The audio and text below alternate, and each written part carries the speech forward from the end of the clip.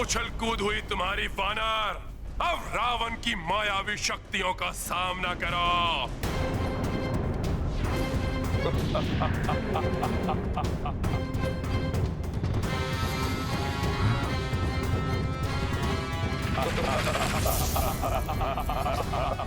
रावण के 10 शीश।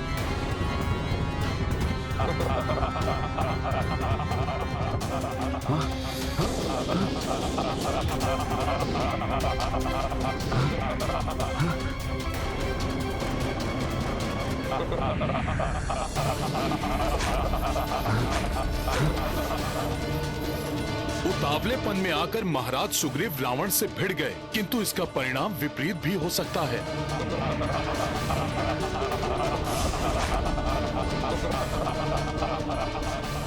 रावण की मायावी शक्तियों से कैसे बचेंगे महाराज सुग्रीव? कैसे बचा? महाराज सुग्रीव तो घिर गए हैं। अपना बचाव कैसे करेंगे? रावण तो अपनी मायावी शक्तियों कुछ समझ में नहीं आ रहा। वास्तविक रावण कौन सा है? वार किस पे करूं? अब मेरे शस्त्रों से नहीं बचोगे तुम। तुम्हारी मृत्यु निश्चित है।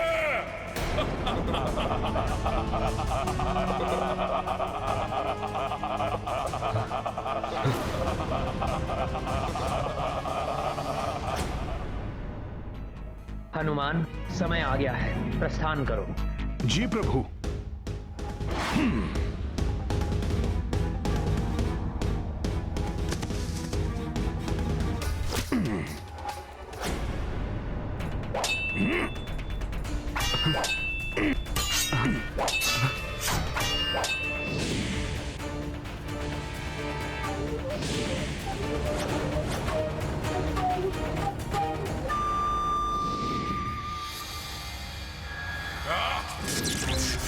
दुष्ट वानर, मेरी माया के प्रभाव को भंग कर एक और अपराध किया है तुमने।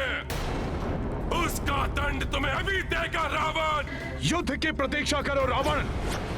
वास्तविक युद्ध कौशल से तुम्हारा परिचय रणभूमि में होगा। क्षमता है तो वहां परास्त करना मुझे।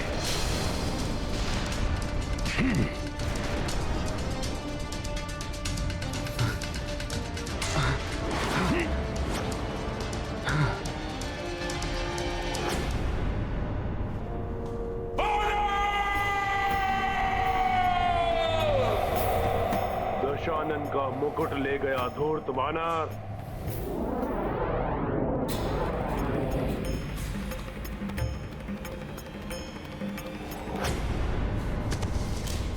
प्रभु, मैं उस दुष्ट रावण का राजमुकुट ले आया हूं।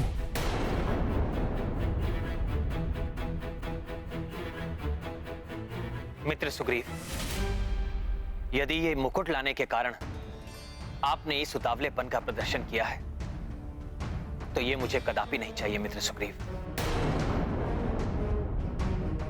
राजा धैर्य खो उतावला हो जाए, ये कदापि उचित नहीं है मित्र सुग्रीव।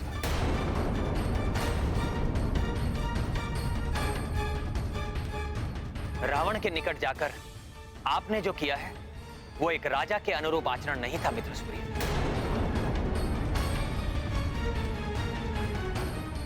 मैं क्षमा चाहता हूं प्रभु,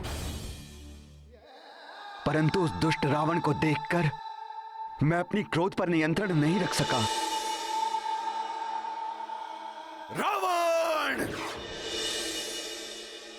आपकी भावनाओं का मैं आदर करता हूं।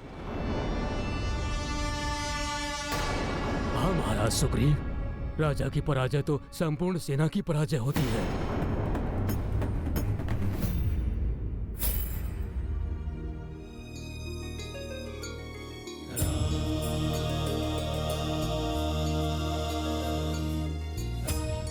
मित्र सुग्रीव, यदि आज आपको कुछ हो जाता तब भी मैं रावण का वध करके सीता को मुक्त करा लेता। महाराज विभीषण को भी लंका के राजपथ पर स्थापित करवा लेता, परंतु इस विजय का सुख मुझसे छिन जाता।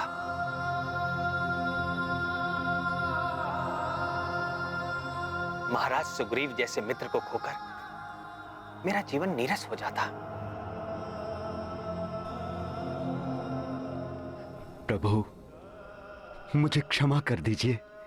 महाराज सुग्रीव, आप पुनः ऐसी भूल कभी नहीं करेंगे, ये वचन दीजिए मुझे। मैं वचन देता हूं प्रभु।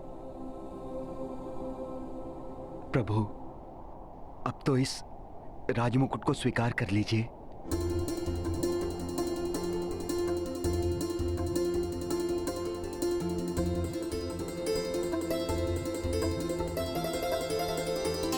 महाराज विभीषण,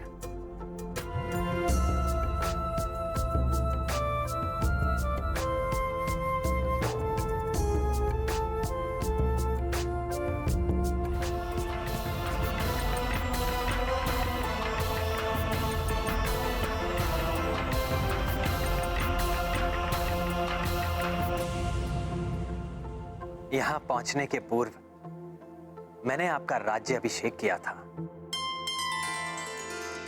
और यहां आने के पश्चात आपको राज मुकुट भी प्राप्त हो गया।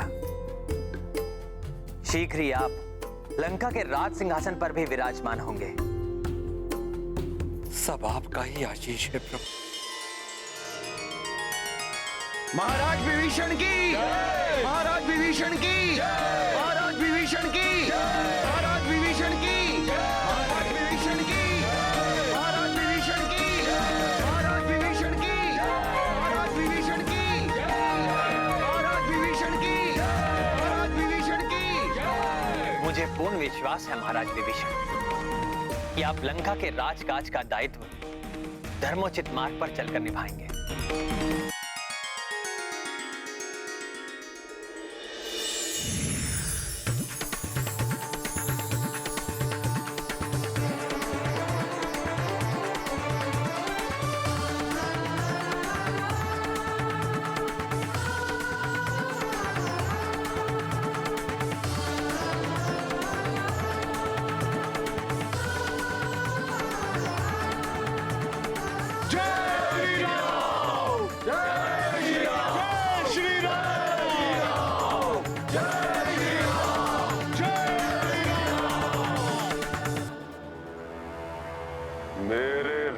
मुकुट को ले जाने का उनका तो साहस उन पर बहुत भारी पड़ना चाहिए। मायावी बेदोत जीवा,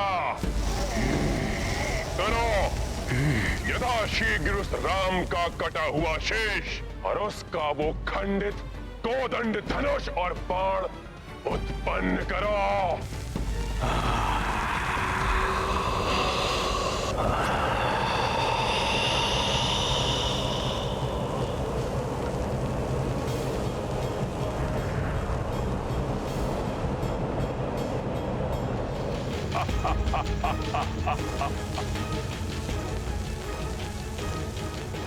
ये देखेगी वो सीता तो उसे अवश्य विश्वास हो जाएगा कि उसका राम अपने काल से भेंट कर चुका है। हताश होकर मुझे स्वीकार कर लेगी वो। विश्वास है मुझे कि अवश्य सफल होगी मेरी ये युक्ति।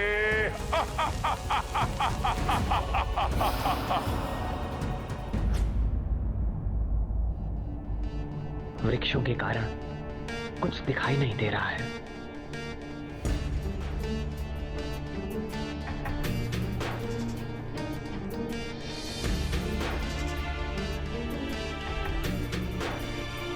प्रभु,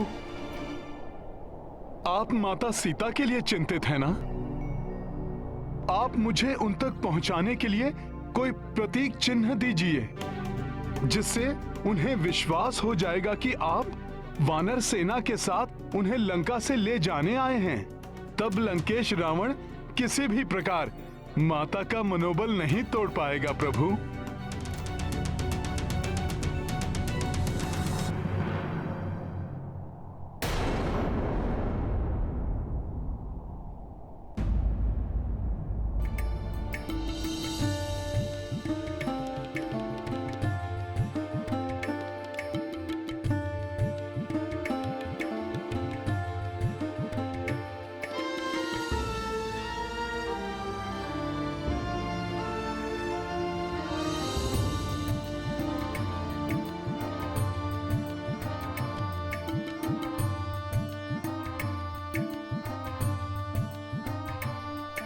हनुमान,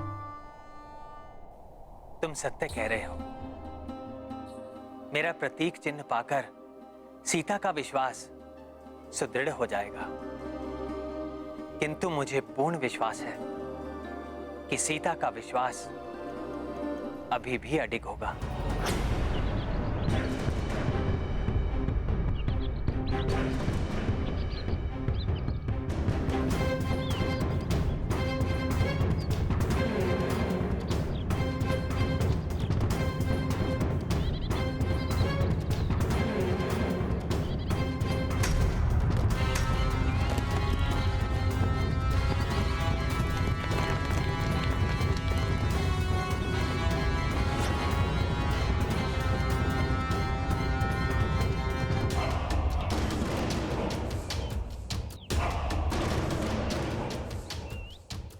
जनक नंदनी, तुम्हारी दृष्टि जिसे सुवेल पर्वत पर ढूंढ रही है, वो वनवासी उधर नहीं, इस थाल में है।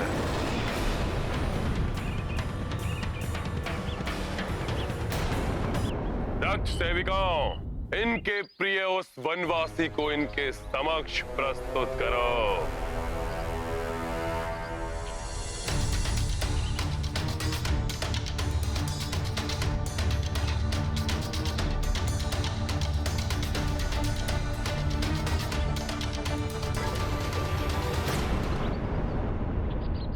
राम,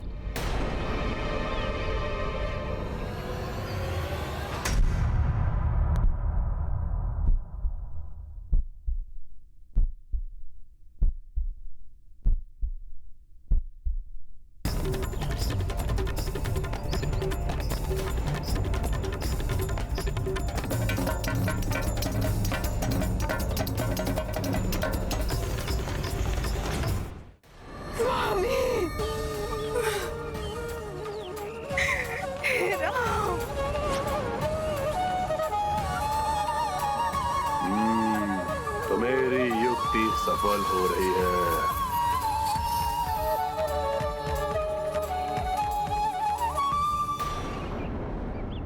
उन मूर्ख वानरों की टोली को साथ लेकर मेरी समेत लंका में प्रवेश करने के दुस्साहस का भयंकर दंड दिया है मैंने इसे। कल रात्रि ये नर, इसका भाई और वो रक्षक वानर गहन निद्रा में थे। तब मेरे सेनापति प्रहस्त और रक्ष वीरों ने आक्रमण करके एक ही वार में इसका शीश धड़ से अलग कर दिया। सुग्रीव भी ग्रीवा विहीन हुआ और गदा के प्रहार से तुम्हारे उस उद्दंड वानर का मस्तक चूर चूर होने के पश्चात इसका भी अंत हुआ। इसका भाई निद्रा टूटने के पश्चात अपने प्राण बचाने के लिए शेष वानरों को साथ लेकर भाग गया, अन्यथा उसका शीश भी तुम्हारे समक्ष होता।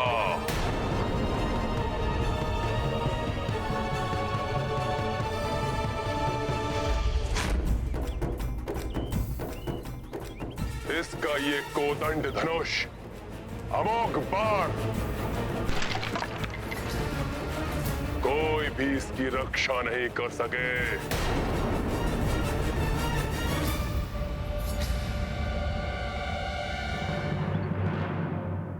अब हट छोड़ दो सीता, अब ये वनवासी भी जीवित रहा नहीं। बन जाओ मेरी पटरानी, क्योंकि इसके अतिरिक्त और कोई विकल्प नहीं है तुम्हारे पास।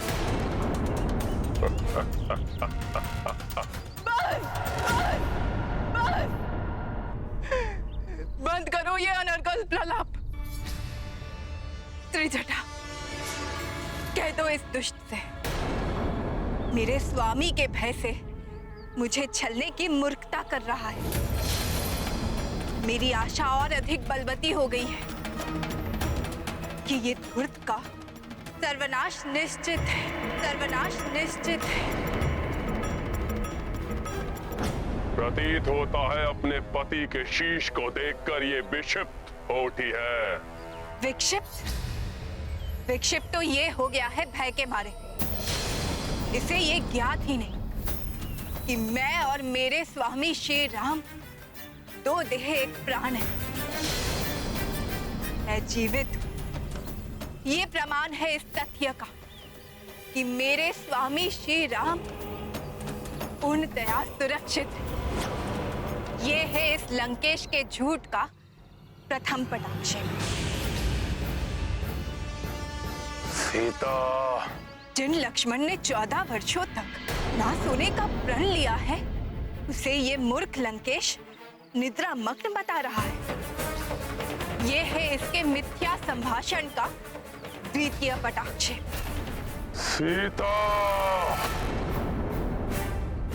जिन महाबली हनुमान ने अकेले ही इस संपूर्ण लंका के महाबली राक्षसों का, यहाँ तक कि स्वयं लंकेश के पराक्रमी पुत्र अक्षकुमार का संहार किया, उन महाबली हनुमान को मृत बताना, ये है इस कपटी के कपट का तृतीय पटाक्ष। किंतु हनुमान, तुम ये कार्य बिना किसी को ज्ञात हुए कैसे करोगे? तुम्हारा इस प्रकार वहां जाना उचित नहीं होगा। प्रभु, मैं स्वयं वहां नहीं जाऊंगा। जिनके प्रतापी हाथों में आकर अटूट शिव धनुष भंग हो गया, उनका टूटा हुआ धनुष दिखाना, यह है लंकेश का चतुर्थ झूठ। जिन प्रभु श्री राम और भैया लक्ष्मण को गुरु विश्वामित्र ने बला और अतिबला नामक शक्तियां दी है, जो सुप्तावस्था में भी शत्रु को भाप कर उस पर आक्रमण कर देती है, उन पर सुप्तावस्था में आक्रमण, इस विक्षिप्त रावण का ये था पंचम झूठ।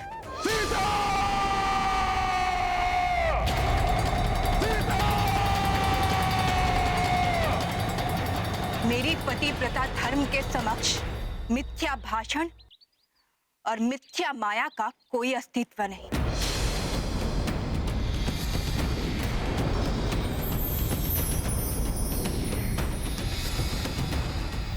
रावण, इस झूठी माया के प्रदर्शन तुमने ये सिद्ध कर दिया कि तुम कितने भयभीत हो मेरे स्वामी श्री राम से। अब तुम्हारी मृत्यु तुम्हारे निकट पहुंच चुकी है, मेरे स्वामी और सेवक हनुमान के रूप में।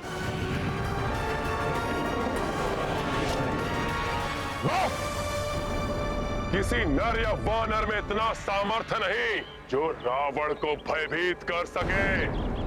मैंने वानरों के राजा सुग्रीव को उसकी पूंछ पकड़ के ही पटका था, किंतु छोड़ दिया था उसे। सोचा था कि उन तुच्छ नर और वानरों का वध करने में कौन सा पराक्रम, इसलिए मैंने इस माया की रचना की। कदाचित तुम मान जाओ, किंतु नहीं, तुम्हें सत्य में ही उस वनवासी का कटा हुआ शीश चाहिए। उचित है, तुम्हारा ये हट इसी प्रकार तोड़ेगा ये रावण। प्रतीक्षा करो।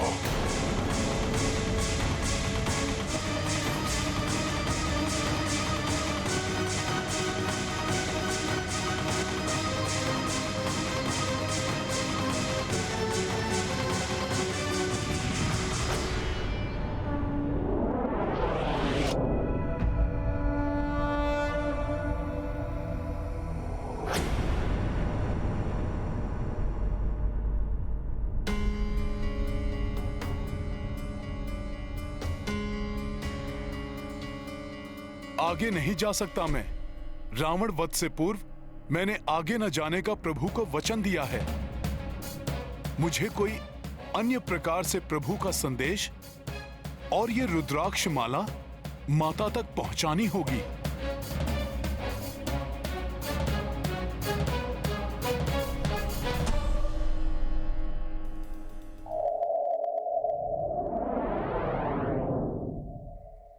वायुदेव,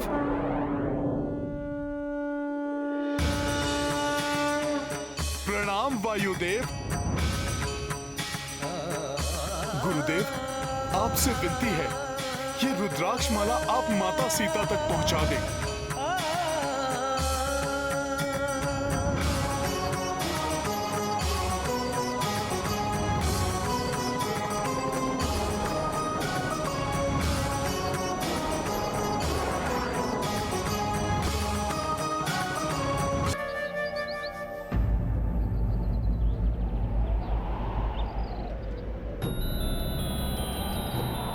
ये अकस्मात तीव्र वायु प्रवाह।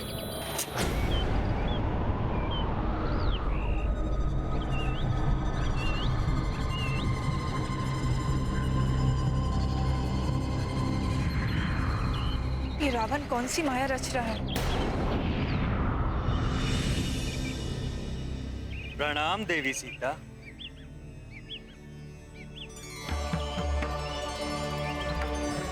मैं वायुदेव हनुमान ने मुझे ये प्रभु श्री राम की रुद्राक्ष माला लेकर भेजा।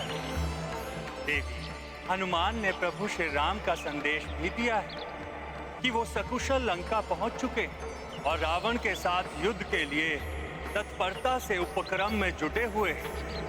शीघ्र ही रावण के वध के पश्चात उनसे आपका मिलन होगा।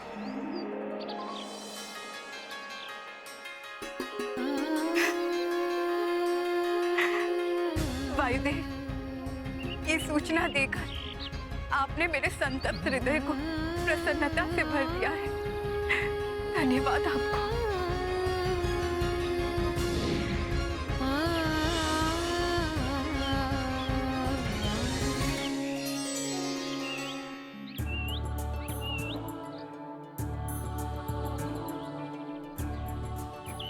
हनुमान ने जो कहा था वो सत्य में ही कर दिखाया।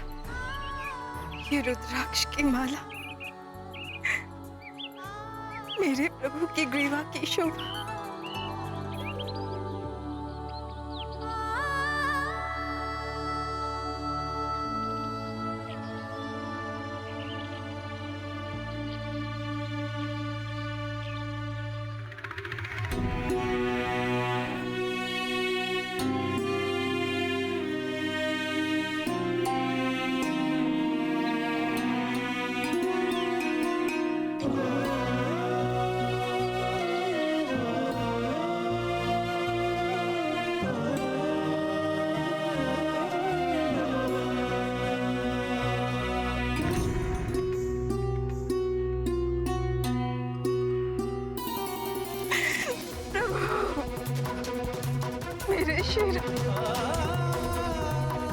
प्रिय सीते, तुम्हारे स्पर्श का आभास हो रहा है मुझे। हनुमान, सीता प्रसन्न है। अवश्य ही उन तक संदेश पहुंच गया है मेरा। मैं समझ नहीं पा रहा हूं तुम्हारा धन्यवाद कैसे करूं। तुम बारंबार धन्यवाद के पात्र हो हनुमान, बारंबार। धन्यवाद कैसा प्रभु, मैं तो कृतज्ञ हूं कि आप मुझे सेवा का अवसर दे रहे हैं। आपके चरण रज ही मेरे लिए सबसे बड़ा उपहार है प्रभु। आप तो बस आदेश दीजिए कि मुझे और क्या करना है। हनुमान, अब हमें युद्ध की योजना बनानी आरंभ कर देनी चाहिए।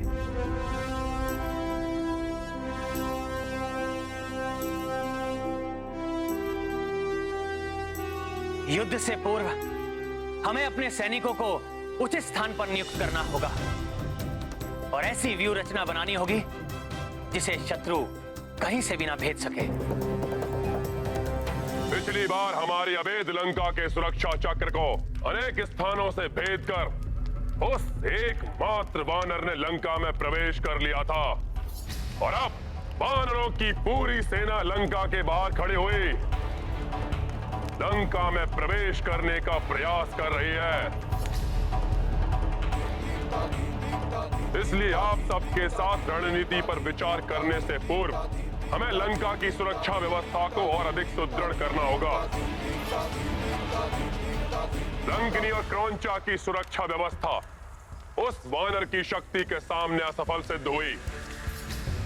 इसलिए अब भ्राता महोदर, आप लंका के मुख्य द्वारों की सुरक्षा व्यवस्था को और अधिक सुदृढ़ करेंगे।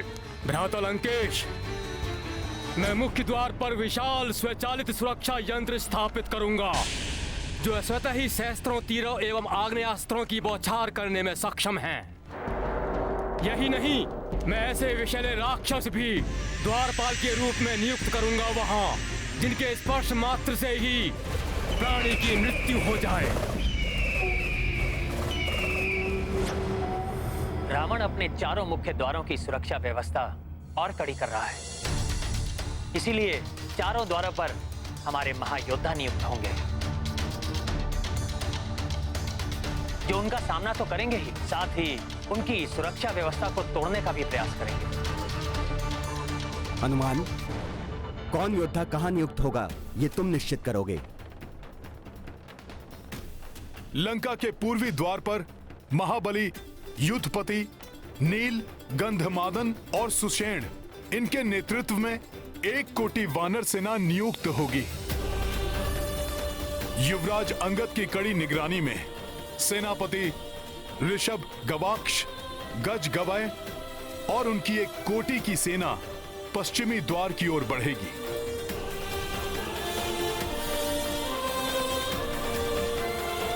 और उत्तरी द्वार के लिए उत्तरी द्वार पर मैं स्वयं अनुज लक्ष्मण के साथ स्थित रहूंगा, क्योंकि राक्षसों के अधिकांश आक्रमण उसी ओर से होने की संभावना है और हमारी सेना की इस टुकड़ी के मध्य स्वयं महाराज सुग्रीव स्थित होकर चारों ओर से पूर्णतया सुरक्षित रहेंगे। किंतु प्रभु, वे दक्षिणी द्वार से भी तो आक्रमण कर सकते हैं। राक्षसों की प्रवृत्ति पीछे से आक्रमण करने की ही है। महाबली, प्रमाथी और प्रघास को दक्षिणी द्वार पर नियुक्त किया जाएगा और मैं चारों द्वारों पर दृष्टि रखूंगा।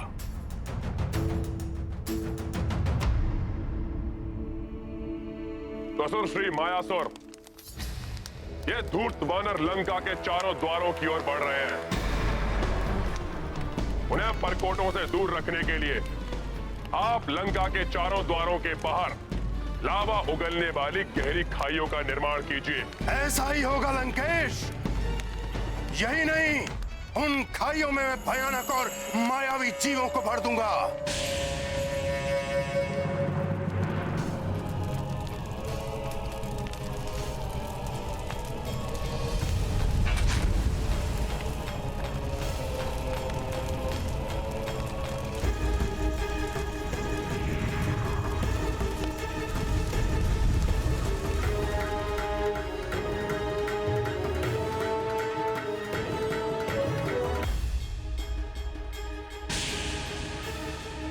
इसने तो लंका के परकोटों के चारों ओर गहरी खाइयों का निर्माण कर दिया है।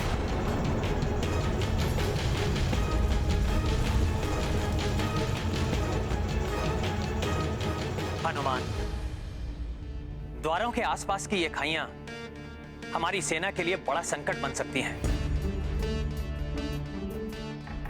इनसे बचने के लिए हमें अधिक सावधानी बरतनी होगी।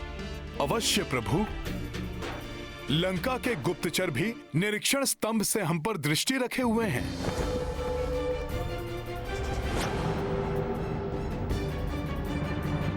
एक नेत्र वाले निरीक्षकों को हटा दो, वध कर दो उनका। वो योग्य और सक्षम है।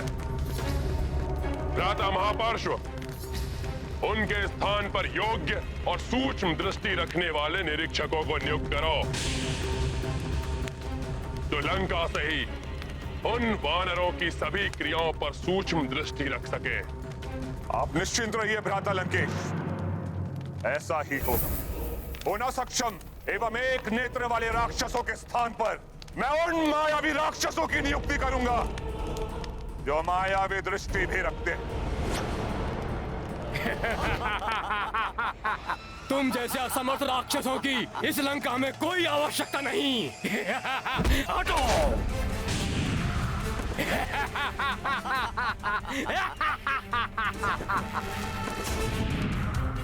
तीक्ष्ण दृष्टि वाले दानव नियुक्त कर दिए हैं निरीक्षण स्तंभ पर। हमें उनसे भी सतर्क रहना होगा। यही नहीं प्रभु, ये मायावी दानव आघात करने वाले शस्त्रों से भी सज्जित हैं।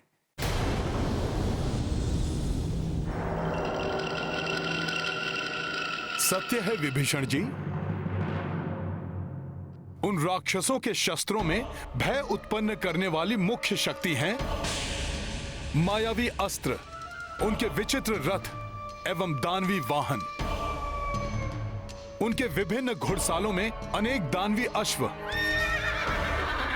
हथशालों में कई सूंड वाले हाथी भरे पड़े हैं, उनके भूमिगत शस्त्रागारों में विष बूझे तीरों से लेकर अनेक दानवी मायावी अस्त्र, तीक्ष्ण धार वाली खड़क से लेकर तीक्ष्ण शूल तक, सुदृढ़ गदाओं से लेकर वज्र सामान मूसल एवं विकराल ढालों से लेकर महाविनाशक दिव्यास्त्र भरे पड़े हैं। वो सब है उन राक्षस सेना के पास जो शत्रु सेना के अंदर विकराल विनाश मचा सकते हैं, किंतु मैंने उनके मुख्य शस्त्रागार को जलाकर नष्ट कर दिया। सेनापति परास्त, ये तुम्हारा उत्तरदायित्व है कि हमारे अस्त्र शस्त्र और दानवीय अश्वों की संख्या हमारे भूमिगत शस्त्रागारों और घुड़सालों में बढ़ा दी जाए। मैं अभी जाकर अस्त्र निर्माताओं को बड़ी मात्रा में नवीन अस्त्र बनाने का निर्देश देता हूं महाराज, जो उन वानरों के समूह का सहजता से संहार कर सकें। और इसके लिए मैं दानव शिल्पी मयासुर की भी सहायता लूंगा महाराज।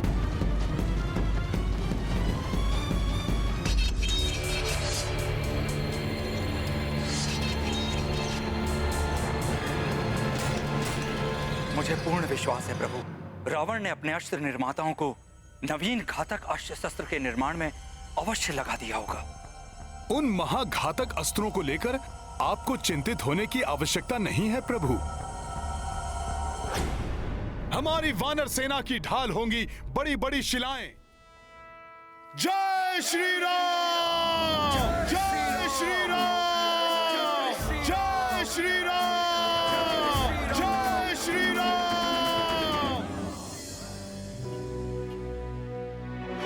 प्रभु, प्रभु हमारी सेना युद्ध के लिए तत्पर और सज्जित है। आप आदेश दीजिए, हमें कब युद्ध की घोषणा करनी है? हम रघुवंशियों का नियम है, हम सीधे युद्ध की घोषणा नहीं करते।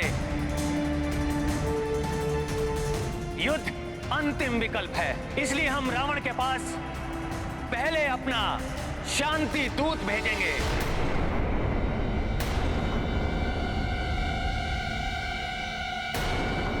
हाँ, इसके लिए हनुमान से उत्तम अन्य कोई हो ही नहीं सकता। शांति दूत के लिए मैं उपयुक्त नहीं हूं। मैं तो उनके नेत्रों में किरकिरी के समान हूं। मुझे देखते ही उन राक्षसों को लंका दहन का दृश्य स्मरण हो आएगा प्रभु। रावण अपने पुत्र और महाबली योद्धाओं के संहारक को देखते ही भड़क उठेगा प्रभु। फिर शांति वार्ता कैसे संभव होगी?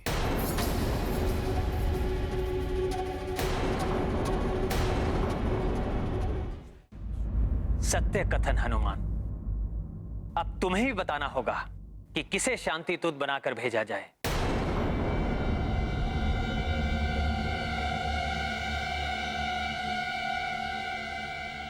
अवसर तो अच्छा है प्रभु की सेवा करने का, किंतु यदि मैं इस कार्य में असफल हो गया तो प्रभु की दृष्टि में हीन हो जाऊंगा मैं।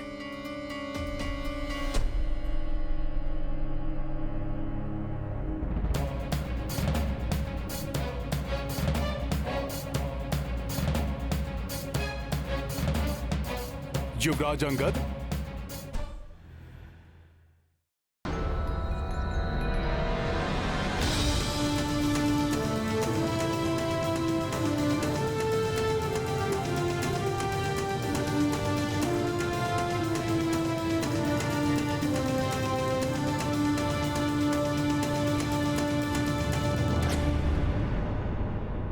प्रभु,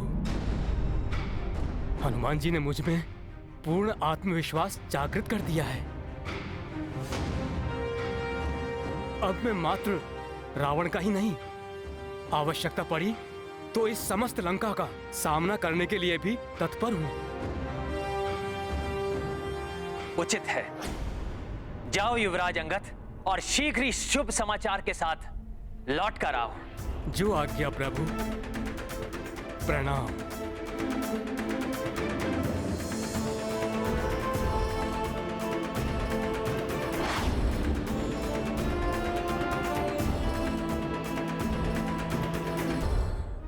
आशा है अंगद कार्य को सफलतापूर्वक संपन्न करेंगे। यदि कोई अनहोनी हुई तो मेरे विचार से मुझे भी वहां अंगद के साथ होना चाहिए, किसी भी अनहोनी को घटने से रोकने के लिए।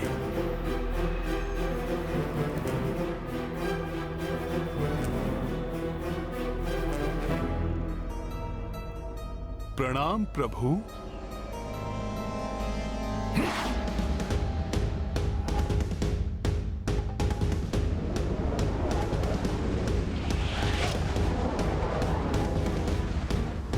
युवराज अंगद की सुरक्षा के लिए मुझे उनके समीप ही रहना होगा, किंतु कोई मेरी उपस्थिति ज्ञात ना कर ले।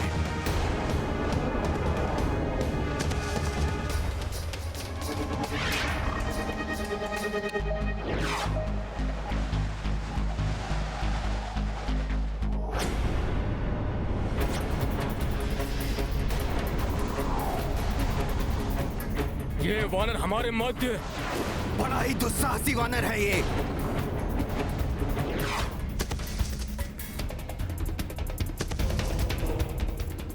ये राक्षस युवराज अंगद को कोई हानि न पहुंचा दे। वध कर दो इस दुष्ट वानर का।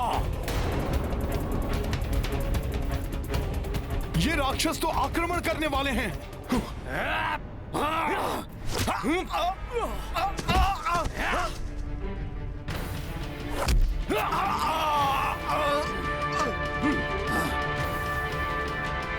बच के जाने ना पाए।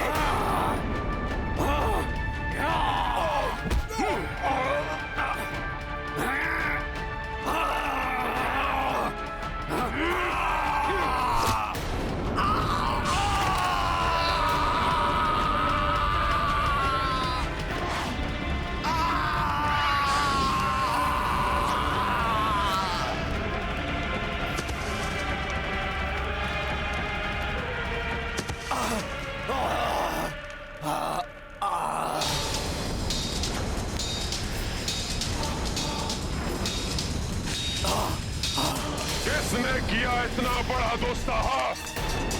मैंने किया ये।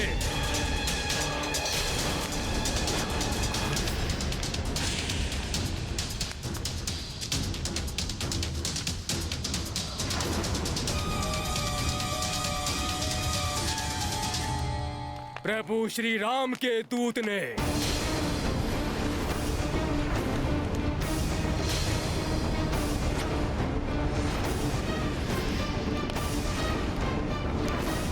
यदि अंगद ऐसे ही उग्र व्यवहार करते रहे तो शांति वार्ता कैसे संभव होगी? युद्ध से पहले शत्रु को सद्मार्ग पर लौटने का एक अवसर अवश्य देना चाहिए।